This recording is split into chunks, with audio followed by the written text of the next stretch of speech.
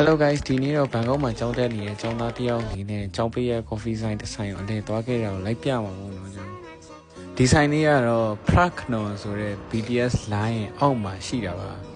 ဒါကတော့ဒီနေ့ကျွန်တော်ရဲ့ outfit check ပေါ့နော်ဒီနေ့ outfit check ပေါ့ဒါကတော့ကျွန်တော် BTS ရထားစီဖို့အတွက်ရထားရှိရနေအောင်ကျွန်တော်ဆက်လီကားနဲ့တက်နေရပါတော့ရထားတော့ဘတ်40လောက်တော့ပြီးရတယ်ပေါ့နော်အသွားတကြောတဲ့ကိုဒါတော့ကျွန်တော်တို့စီမံရထားရောက်ပါပြီပေါ့နေ့လည်ခင်းဆိုတော့ကျွန်တော်ရထားထဲမှာထိုင်စရာရခဲ့ပါတယ်ပေါ့နော်ညနေခင်းရုံးစင်းကြီးလောက်ဆိုတော့ကျွန်တော်တို့ထိုင်စရာနေရာမရှိလောက်အောင်ဒါအကျပ်ပါတယ်ရထားခိတ်ကနေအောက်ကိုဆင်းပြီးတော့နည်းနည်းလေးလမ်းလျှောက်လိုက်ရင်ကျွန်တော်သွားမယ့်နေရာကိုရောက်ပြီပေါ့နော်ဒီလိုအဝင်လမ်းဆင်းဆင်းဆူဆူလေးနဲ့ပါပေါ့နော်ဒါကတော့ BTS line မြေပုံကိုကျွန်တော်ထပ်ပြတာပေါ့နော်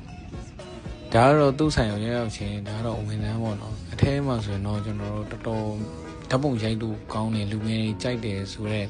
file မျိုးလေးရအောင်သူတို့တီထွင်ပေးထားတယ်ပေါ့နော်ထိုင်ကုန်လေးချထားပြီးတော့ကျွန်တော်ဓာတ်ပုံရိုက်လို့တော်တော်ကောင်းတဲ့အနေထားလို့ရှိပါတယ်ဆက်ဆက်ရောက်ချင်းဆိုရင်တော့ကျွန်တော်တို့ပဲနည်းနည်းလဲနေပါဘောနော်ဘာလို့လဲဆိုတော့သူတို့က coffee ဆိုင်တစ်ခုတည်းမဟုတ်ပဲနဲ့ဘီနာမှာစပင်ညှက်ဆိုင်တွေရောဘာတွေရောအများကြီးကျွန်တော်တို့ဖွင့်ထားတာကြောင့်ပါဒါကတော့ရဲရောက်ချင်းကျွန်တော် TikTok တစ်ပုတ်လောက်ဆော့လိုက်ရပါတော့ပြီးကြတော့နောက်တစ်ချက်ရှိတာသူတို့စီမှာကောင်တာတအားလှတယ်နော်ဒါကတော့သူတို့ဆိုင်ရဲ့ menu မှာနေရပါမုတ်မှာနေရပါဘောနော်ဒါကျွန်တော်နဲ့ကျွန်တော်ညီရတယ်မှာမုတ်ထိုင်ရွေးနေရပါ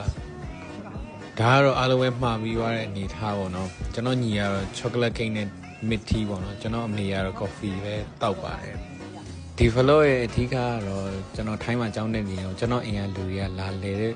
ဟာကိုကျွန်တော်တို့ရှောက်သွားရှောက်လေကြကြပြီးတော့ activity လုပ်တဲ့ဟာပေါ့နော်ဒါကတော့ကျွန်တော်မှားထားတဲ့မုတ်ပေါ့နော် pancake ပေါ်မှာ